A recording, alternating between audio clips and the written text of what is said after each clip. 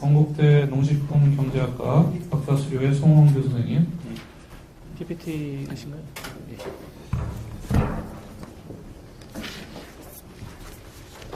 네, 토론에는 이제 환경정의 먹거리 정의센터의 김소연 선생님께서 소개해 주시겠습니다. 아니요. 예, 식량주권, 농생태 패러다임과 학술운동의 역할이라는 제목으로 오늘 발표를 시작해 주십시오. 네. 예, 안녕하십니까. 지금 건국대학교 글로컬 농식품경제학 박사과정을 수료했고요. SSK 먹거리 지속가정연구단의 후보자로 있습니다. 송원규라고 합니다. 네, 어떻게 하다 보니까 제 이야기가 구체적인 거라기보다 상당히 담론적인 글인데 제일 마지막에 배치가 어떻게 예상돼가지고 어떻게 좀 벙벙한 이야기로 이 후속 세션이 마무리되는 것 같아서 조금 당황스럽습니다. 근데 이제 방금 발표하셨던 효정 선생님께서 이제 현장 연구를 하실 때 저는 이제 그 SSK 연구단에서 여러 선생님께 배려해 주신 그 덕분에 국제사회과학연구소라는 네덜란드에 있는 곳에 가서 1년간은 상당히 이제 좀 이론적인 부분을 국제적인 동향이나 이런 것들을 많이 볼 기회가 되었습니다. 그래서 특히 그곳이 식량주권이나 이제 토지 수탈, 농생태 이런 것들을 좀 비판적으로 연구하는 농업 연구자들의 집단이 강한 곳이다 보니까 이런 동향들을 좀 국제적인 동향들을 많이 볼 수가 있었고 그런 면에서 어쨌든 저도 갔다 와서 본 것들을 한번 정리하는 기회로 삼으면서 뒤에 이야기를 했지만 한국적인 상황에서 좀 큰 틀에서 이런 논의들을 어떻게 만들 것인가. 앞에 토론에 나왔지만 식량주권이라는 개념, 농생태라는 개념이 그냥 국제적인 차원에서 보면 상당히 포괄적인 개념인데 그래서 지역적인 차원, 국가적인 차원, 또 국가 내에서도 한 지역적인 차원에서 보면 각각의 의미가 정말 다 다르게 해석될 수 있는 그런 담론들인데 이런 것들을 어떻게 정리하고 만들어 갈 건가 그런 차원에서 좀 글을 정리했다고 봐주시면 좋을 것 같습니다. 그래서 이제 그런 배경을 가지고 시작을 했는데 크게 두 가지 부분에 이제 주목을 했습니다.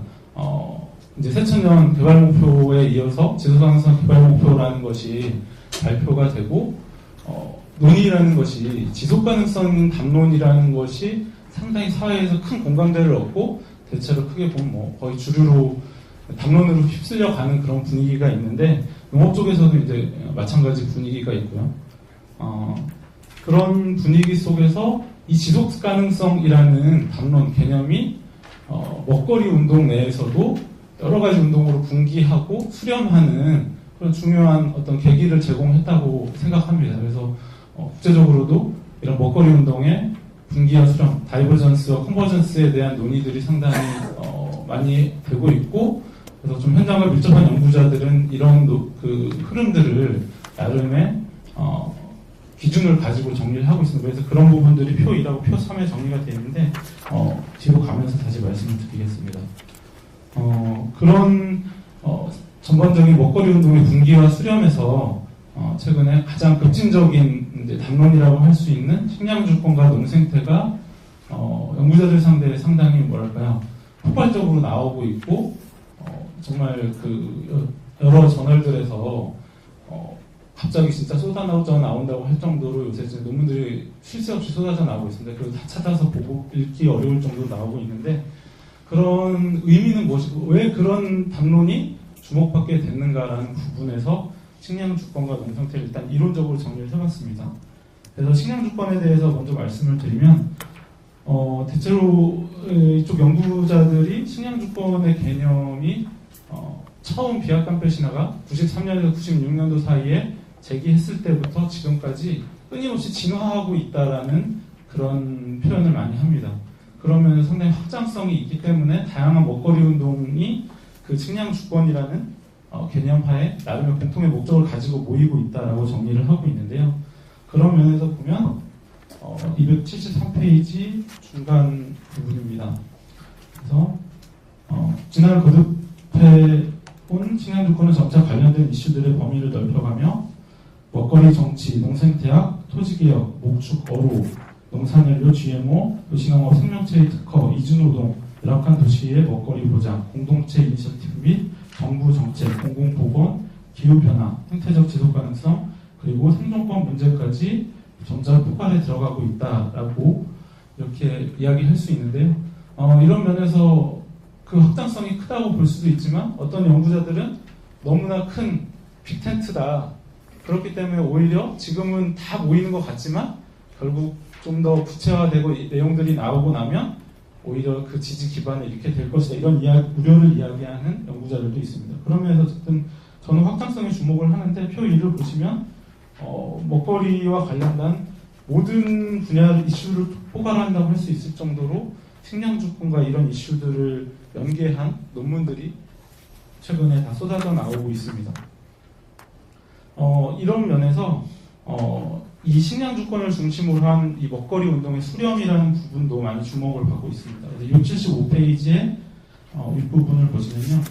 먹거리 체제의 틀을 벗어나지 않는 신자유주의적 개혁적 담론 및 실천과 기업 먹거리 체제의 문제점에 대한 인식을 공유하면서 전략적 연대의 가능성을 보이는 진보적 급진적 담론 및 실천이 그 네 가지 흐름이다. 이거 표 3을 참고하시면 되는데 이제 폴트 히메네스하고 셔터기 그래서 먹거리 운동을 기업 먹거리 체제 하에서 신자유주의적 개혁적 담론 그리고 이제 식량주권이라는 아주 급진적으로 먹거리 체계의 전환을 이야기하는 틀 내에서 진보적 그리고 급진적 담론 네 가지로 정리를 했는데 이런 흐름들 속에서 전략적 연대가 강화되면서 먹거리 운동이 다양성 속의 수렴의 현상을 보이고 있다. 이런 이야기들을 연구자들이 많이 하고 있습니다. 비슷한 측면에서 이제 농생태라는 것도 볼 수가 있는데요. 농생태에 마찬가지로 상당히 개념적으로 진화해 왔다고 이야기할 수가 있습니다. 아까 김주현 선생님의 글에도 발표문에도 이 그림 1이 똑같이 나와 있는데요. 원래 1930년대부터 가장 우리가 흔히 얘기하는 농생태 체계, 에그로이콜 시스템이라는 그런 어떤 과학적 원리, 이런 측면에서 논의가 되던 것들이 최근에는 이제 먹거리 체계 생태학이라는 부분까지 과학적 원리에서 발전을 해왔고, 1980년대부터 이런 농생태적 실천이 중남미를 중심으로 해서는 아주 현장에서부터 실제로 생산을 바꾸는, 생산 체계를 바꾸는 흐름으로 만들어져 왔습니다. 그래서 이런 부분이 최근에는 FAO에서도 공식적으로 농생태를 이런 지속 가능한 농업의 중요한 방법론으로 거의 채택하는 상황에 최근에는 도달해 있습니다. 그래서 이런 흐름들이 모여서 지금의 농생태라는 이론적인 정립이 어느 정도는 되어가고 있는데, 이런 면에서 보면 기술적 측면을 강조하는 어떤 세계의 국제 기구적 흐름이나 이런 부분들은 과학적 농생태라고 어떤 연구자들 이야기하고요. 그래서 현장 연구에서부터 시작된 아주 급진적인 흐름은 레디컬 에그로이콜로지라고 그렇게 구분하는 연구자들도 있습니다. 그래서 이런 농생태라는 개념이 어쨌든 나름의 진화를 해온 상황으로 되었고요. 지금 농생태라는 이야기가 아직 국내에서 활성화되기도 전인데 국제적으로는 벌써부터 이제 문제에 직면하고 있는 흐름들이 있습니다. 예를 들면 방금 말씀드린 FAO에서 이 이야기를 담론을 가져가면서 아주 단순하게 적정 기술과 투입제를 친환경적인 것으로 개최함으로써 에그로이콜로지는 가능하다. 이것의 가장 대표적인 담론이 지속 가능한 집약화라는 이 부분인데요. Sustainable Intensification이라는 이런 개념으로 가져가려고 하고 있고, 이런 흐름들이 이제 말하자면 주류 담론으로의 포석 과정들이 일정하게 나타나고 있고, 아까 정명 선생님께서 토론 과정에 말씀해 주셨듯이 각국으로 들어갔을 때는 기존의 다양한 대한 먹거리 운동과 어떤 관계 설정을 할 수 있냐, 무엇이 다르냐, 이런 질문들이 실제로 현장에서 실천을 하려고 하면 부딪히는 문제로 나타나고 있습니다. 이것과 관련해서 이제 아까 김준현 선생님이 말씀하셨듯이 비약관 패신할 상당히 명확한 입장을 보여주고 있는데, 기존의 유기농업이 대부분 우리가 유기농업의 관행화라는 논리로 정리를 할 수 있는 그런 단순한 투입제 대체로만 발전해요. 실제로 인증제라는 틀 속에서 그렇게 완전히 포섭돼 버렸다라고 큰 틀에서 이제 바라보면서 급진성을 잃지 않는 그런 우리가 얘기하는 여러 가지 대안적 농업의 실천들, 이런 것들을 농생태라고 이야기를 하고 있습니다. 그래서 이런 부분에서 국내로 들어온다면 저도 되게 논란이 될 거라고 생각을 합니다. 기존의 생협 생산자 조직부터 해서 다양한 대한농업 운동 진영이 농생태라는 단면을 어떻게 받아들일 것인가, 그리고 실제로 운동의 진전이나 여러 가지 실천적 진전을 가져오려면 그런 것들을 같이 공유하고 합의를 해나가지 않으면 실제로 운동의 진전은 나오지 않을 거라는 측면에서 그런 논의들이 좀 한국에서도 이제 본격화되려면 반드시 필요한 부분이라고 생각을 하고 있습니다. 그래서 이 두 가지 담론을 제가 주목했던 이유는 말씀드렸지만 되게 먹거리 체계의 전환이라는 큰 틀은 신자유주의를 옹호하는 세력 내에서도 필요하다라고 공감하고 있는 상황이 되었습니다. 식량위기라는 부분, 에너지위기, 기후위기, 여러 가지 이 복합적인 위기 속에서 기존의 먹거리 체계의 문제점에 대해서는 모두가 공유하고 무언가 바뀌어야 된다라고 이야기하는 상황에서 이것이 말하자면 개혁적인 논의로 흘러가지 않고 급진성, 그리고 이제 말하자면 근본적인 먹거리 체계의 전환이라는 관점이 잃지 않는 데서 식량주권과 농생태가 사실 그런 견인을 하는 위치에 있다라는 부분을 이야기할 수 있을 것 같고요. 연구자로서의 관심도 그런 부분에서 저는 많이 가지고 있습니다. 그리고 이제 다른 한쪽에서 얘기하자면 아까 이제 소비 부분에서 이런 농생태 담론이나 이런 것들이 어떤 의미를 갖는가라는 부분도 분명히 이제 동의될 부분인데, 제가 최근에 이제 간단하게 좀 재밌게 봤던 글 연구자의 글은 기존의 지속 가능성의 세 가지 축이라고 이야기되었던 사회적, 경제적, 그리고 생태적 지속 가능성, 환경적 지속 가능성의 3대 축이라는 것이 상당히 모호하고 정책적으로 목표로서는 구체성이 떨어지는데, 오히려 먹거리의 지속 가능성 부분에서는 세 가지 축을 새로 설정하자. 그것이 생산과 생태적인 측면에서 지속 가능 생산을 가능하게 하는 농생태, 그리고 두 번째로 이 먹거리 체계의 과정, 사회적인 합의, 먹거리 체계를 민주적으로 운영하는 프로세스로서의 식량 주권, 그리고 이 두 가지가 작동을 했을 때 결과적으로 평등한 먹거리의 재분배가 이루어졌는가를 평가하는 지표로서 먹거리 정의, 이렇게 세 가지를 새로운 먹거리 지속 가능성의 3대 축으로 설정하자, 이런 이제 논의들도 아주 실험적이지만 이제 나오고 있거든요. 이제 이런 부분들에서 고민되는 거는 이제 한국적인 상황에서 이런 논의들을 어떻게 만들어 갈 건가라는 부분입니다. 이런 면에서 이제 제 글이 상당히 부족한 부분이, 최소한 이제 한국적인 맥락에서 구체적인 연구 과제나 연구 질문을 던진다든지, 아니면 한국적 상황에서 먹거리 운동들은 그럼 어떤 여건에 있는지 이런 것들을 분석하는 정도로 나아갔어야 되는데, 네, 솔직히 개인적으로 하기에는 부담스러운 내용이기도 하고 시간적으로도 부족해서 이제 그런 부분들을 앞으로 해나가려고 하는 데서 저희가 많이 고민하는 부분이 마지막에 있는 학술 운동이라는 부분입니다. 네, 그림으로 그려 있는데요. 네, 279페이지에 이제 학술 운동가 부분이라는 그림이 있는데, 과거에 어떤 비판적인 농업 운동, 그리고 급진적인 운동이라는 것이 거의 이제 막스에 기반해서 계급적 관점에서 이제 진행이 되었다라고 평가할 수 있다면은, 최근에 이제 대안적인 농업 먹거리 운동 부분에서는 아주 다양한 배경을 가진 학술 운동가들이 등장하고 있다, 이렇게 이제 보라스는 정리를 하고 있는데요. 말하자면 이제 비약관페 신화도 단순히 내부의 역량으로 그런 식량주권 농생태 논의를 정리하는 것이 아니라 비판적인 농업 연구자들과의 아주 밀접한 연계 속에서 그런 논의들을 정리를 하는데, 이런 배경들을 만들어내는 데는 두 가지의 이제 방법이 있었다라고 평가를 합니다. 이게 비판적인 대화, 크리티컬 다이얼로그라는 부분하고 지식의 대화라는 다이얼로그 드 사브레라는 그 두 가지를 이야기를 하는데요.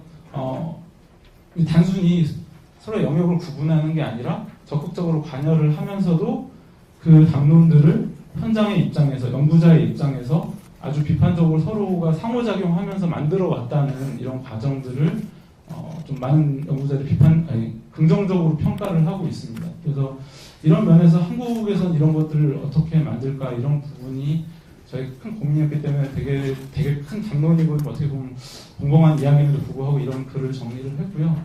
안타까운 것은 예를 들면 이런 농촌사회학회에서도 이 현장의 이야기를 연구자가 정리를 했을 때 이 활동가들이 와서 토론을 하긴 하는데 상당히 일회성에 그치고 근데 그 순간에 그 이제 정리가 끝나는 그런 게 아니라 지속적으로 중요한 담론들에 대해서는 꾸준히 이걸 반복을 하면서 내용을 축적하고 서로가 서로에게 이제 상호작용을 하는 이런 과정이 필요하지 않나. 지금의 시대가 전환이라는 걸, 트랜시션이라는 걸 이야기할 때는 그런 흐름이 없이는 각자의 고민을 정리하는 수준에서 그칠 수밖에 없는 게 지금의 이제 지구적인 먹거리 체계 상황이 아닌가. 이런 고민으로 좀 무모한 이야기이지만 이 발표를 마무리하도록 하겠습니다. 감사합니다. 예, 감사합니다. 그러면 토론으로 김소연 선생님께서 토론해 주시겠습니다. 네, 안녕하세요. 네, 안녕하세요. 저는 먹거리 정의센터의 김소연이라고 합니다. 저는 사실은 오늘 여기가 이 섹션이 후속 학년 세대 농업 농촌 연구인가요? 그렇게 하는데 그래서 그런 세션이라고 알고 있었고요. 그 다음에 성원규 선생님께서 발표해 주신 건 읽어봤는데 너무 좋아서 제가 학문적으로 이걸 코멘트를 한다거나 할 필요가 없겠다. 그리고 이 농생태학에 대한 다양하다가 굉장히 방대한 양을 도표를 통해서라든가 여러 가지 방법을 통해서 맥락도 굉장히 잘 잡아주시고 있고요. 일단 자료, 농생태학이라는 게 지금 이제 우리나라에서 별로 논의가 되지 않았는데 일단 출발은 일단 어떤 논의가 있는지 알아야 된다는 측면에서 굉장히 자료가 풍부해서 참 감사하다는 말씀을 드리고 싶고요. 제가 이 세션 같은 경우는 특히 후속 세대 후속 학년 세대이고 농생태학에서 이 주제가 제 이제 토론 주제가 학술 운동의 역할이라는 것이기 때문에 이게 그 조건에 한해서 학술적 토론이라기보다는 어떻게 만날 것인가 이 문제에 대해서 말씀을 좀 드리고 토론을 좀 하고 싶습니다. 두 가지 측면에서 말씀을 드리고 싶은데 한 가지는 농생태학의 확장을 사회운동과 결합을 어떻게 할 것인가의 문제하고요. 두 번째는 실천, 그러니까 연구 학계하고 아카데미하고 실천 현장이 어떻게 만날 수 있을까라는 두 측면에서 좀 토론해 드리고 싶은데요. 아마 토론하는 과정에 아마 질문 등이 있을 수도 있어요.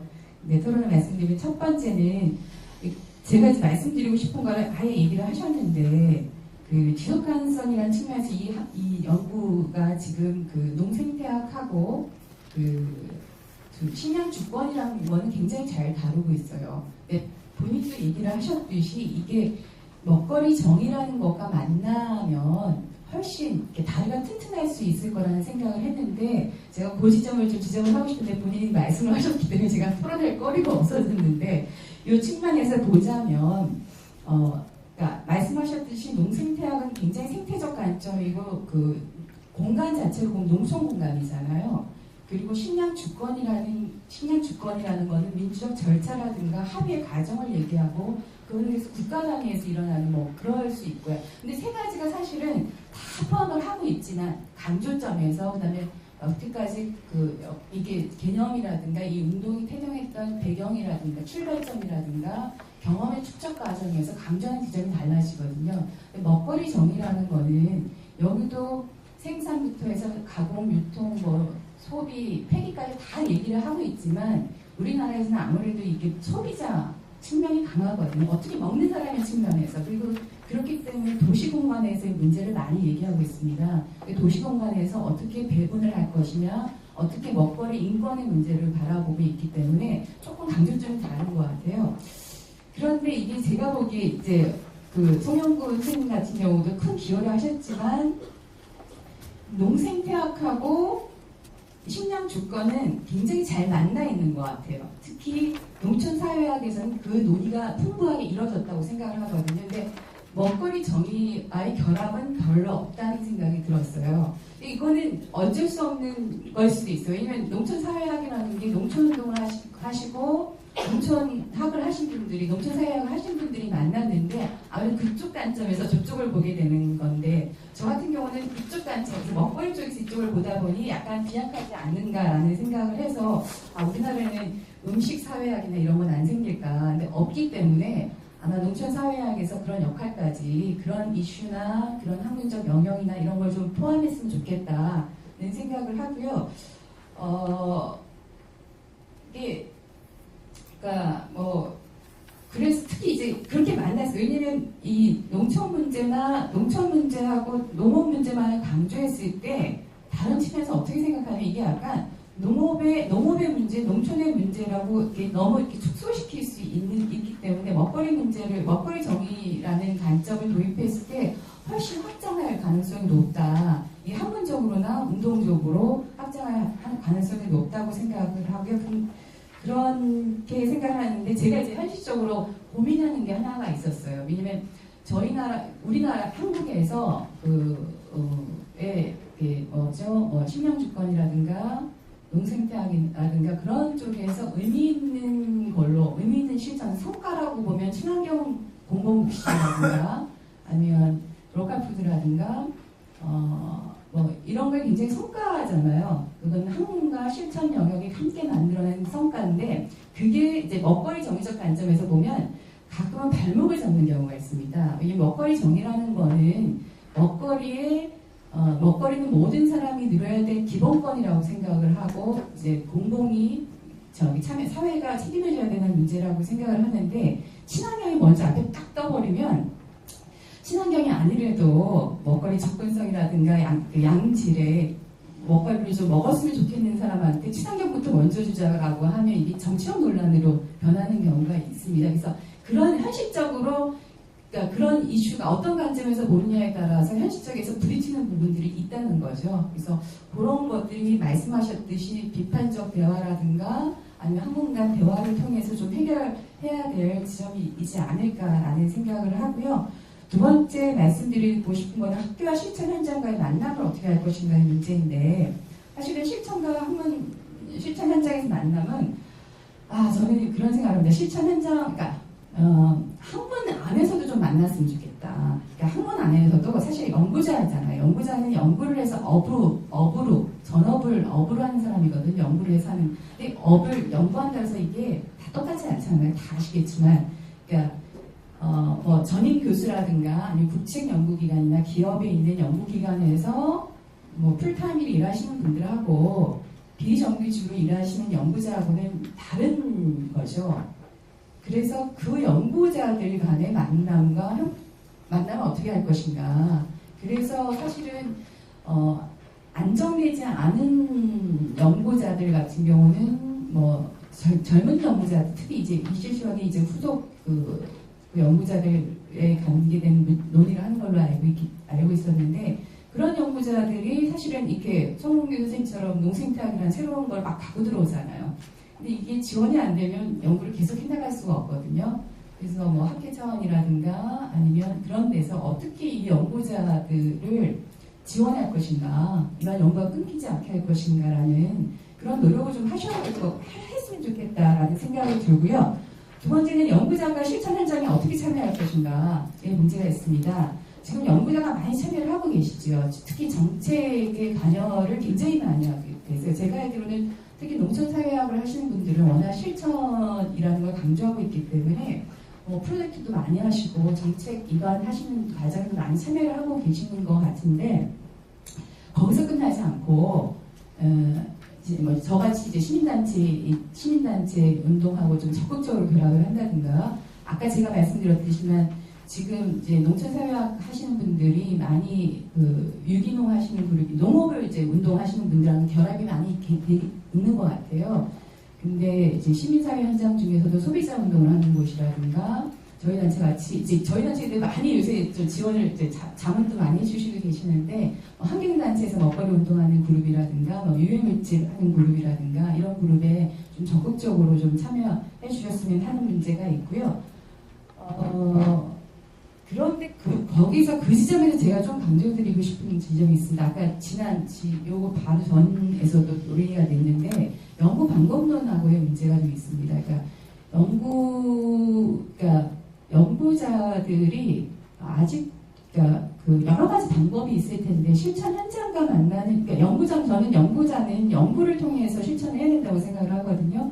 실천 현장에 들어가서 뭐 자문위원을 한다든가 여러 가지 방법이 있겠지만 실천 현장을 이해하고 재해석해주고 그걸로 뭐 학회지 낸다거나 이렇게 할 수 있는 게 연구 학술 운동이잖아요. 그런 운동에서 조금 다양한 연구 방법론을 좀 했으면 좋겠다라는 생각을 했고요. 요새 새롭게 등장하고 있는 액션 리서치라든가 액션 리서치 같은 경우는 연구자뿐만이 아니라 전업 연구자뿐만이 아니라 실천가들하고 함께 협업하는 연구 방법이기도 하고 여러 가지 형태가 있겠지만 그런 형태를 했을 때 아마 괴로운 점이 많으실 거예요. 저희같이 시민단체에 있는 분들은 학문적으로 훈련을 받지 않았기 때문에 언어라든가 논리 전개라든가 답답한 부분이 많겠지만 그런 과정을 통해서 협업하는 연구도 협업을 하는 과정 학회지에다가 연구만 하고 현장에 있는 자료들 다 가져가시고 같이 공조 안 하시잖아요. 공조도 같이 하시고 기여한 만큼 이렇게 하시는 거. 또 하나는 저는 강조하시는 학회지의 계재료가 너무 비쌉니다. 그러니까 학회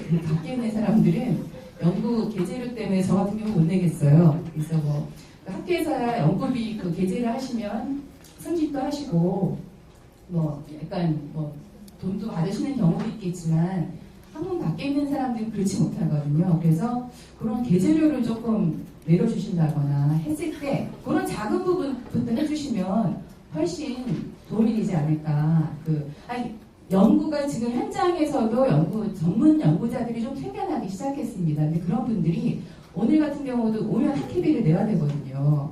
한 번 오려고 학회비 다 돌아다니면서 낼 수가 없거든요. 그래서 그런 부분 같은 경우는 좀 앞에다가 학회비 안 닿습니다라고 한다고. 저도 아까 학회비 내라고 그러더라고요. 저야 농촌사회학을 좋아하니까 낼 수 있는데 그런 거.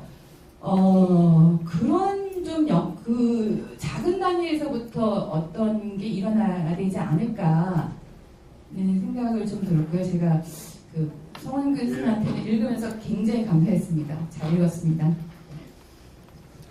예, 감사합니다. 예, 평소에 바라셨던 점들을 한꺼번에 좀 많이 얘기하신 것 같은데 혹시 답변할 부분이 있으시면 좀 답변해 주시기 바랍니다.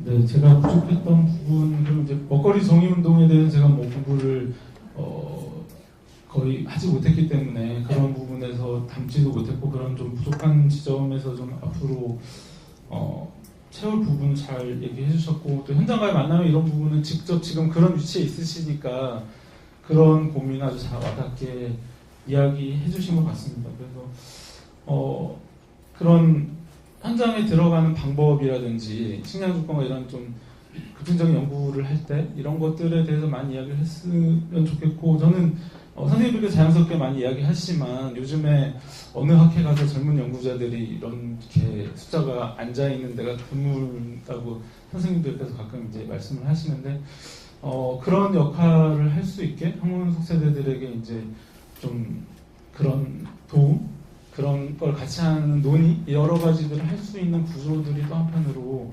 만들어졌으면 좋겠고 그렇게 해서 활성화되다 보면 말씀하셨지만 작은 학회라도 참 학회지 하나 발간하기 위해서 모든 걸 독자적으로 해야 되기 때문에 계제료가 높을 수밖에 없는 이런 여건들도 그런 속에서 좀 개선 이렇게 극복해 나갈 여지들이 생기지 않을까 그런 생각을 해봅니다. 감사합니다. 토론 감사합니다. 예, 질문 있으신 것 같아서 질문하시죠. 네, 안녕하세요. 원대 유병선입니다. 아까 그 어머니 박사님이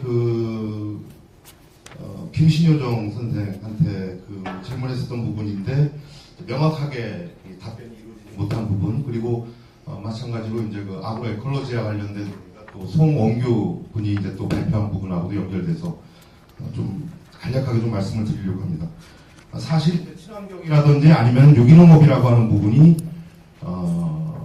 지속 가능한 농업이라고 하는 형태로 받아들여지기보다는 안전한 농산물이라고 하는 형태로 이제 받아들여지고 있습니다. 그러니까 출발이라고 하는 것은 생산에 있어서의 지속 가능성이 담보된 형태 속에서 농가식의 관계의 회복이라고 하는 측면이 문제의 출발이었는데 지금 현재의 상황이라고 하는 것은 제도화된 인증 중심, 안전 중심, 규제 중심 이러다 보니까는 농민들의 주도권이라고 하는 부분이 계속적으로 이제 빠져나가고 있다. 그래서 어떻게 본다면은 농생태학이라고 하는 이 이야기가 전개되어지게 된 것은 1997년도부터 비하를 중심으로 해가지고 나온 개념이거든요. 그러니까 송군이 발표했던 것처럼 1993년부터 96년 사이에 이 식량 주권이라고 하는 그 개념이 나왔던 시기하고 이제 거의 이렇게 비슷하게 확산이 어떤 그 속도를 가졌었던 것이 이제 아그로 에콜로지다라고 하는 부분입니다. 그래서 어떻게 본다면은 유기농업의 관행화라고 하는 부분의 문제를 어떤 그 극복의 차원이라고 하는 것이 굉장히 이 고민 속에 이제 그 담겨져 있고, 이제 그러다 보니까 유기농업이라고 하는 것이 생산 중심적인 내용이 맨 처음에 담아져 보였던 것처럼 아그로 에콜로지라고 하는 것도 이제 생태적인 농업 생산 이제 여기에 맞춰져 있는 것처럼 보여지지만 실제 있어서는 자본에 의해서 지배당하고 있는 농의 문제를 회복해내자라고 하는 그 실천적 의미가 굉장히 강하다라고 하는 부분입니다. 그래서 저는 이제 계속 이제 함께 고민을 해보고 있습니다만 아그로 에콜로지라고 하는 말을 우리의 말로 바꿀 수는 없겠느냐. 김신효정 선생의 경우에 있어서는 농민이 농생태학을 실천하려고 한다라는 이제 표현이 많이 나온단 말이에요. 그 다음에 송군 같은 경우에 있어서는 농생태 가로하고 학을 갖다 쓰고 이걸 좀 우리식의 어떤 이렇게 표현 방법은 좀 필요할 것 같다라고 하는 생각이고, 이제 그런 부분에 있어서의 이제 같이 합의된 이 용어를 우리 학회가 또 이렇게 좀 만들어내는 역할을 했으면 좋지 않을까 이제 싶은 생각입니다. 그리고 맨 앞서서 발표했었던 이호예 씨 같은 경우에 있어서도 사실 아산의 경우를 가지고 이야기했지만 거기에 있어서의 고민의 뿌리라고 하는 것도 어떻게 본다면 농생태적 관점이 같이 또 녹아져 있는 그런 부분이거든요. 그래서 세계적으로도 이 아그로 에콜로지에 대한 관심이 높아지고 있는 상황에서 우리 농촌사회학회의 젊은 후속 세대들도 그것에 또 이제 더욱더 앞서서 나가고 있다라고 하는 면에서 오늘 이 학회가 굉장히 또 의미 있는 자리가 아니었나 싶은 말씀을 드립니다. 네, 고맙습니다.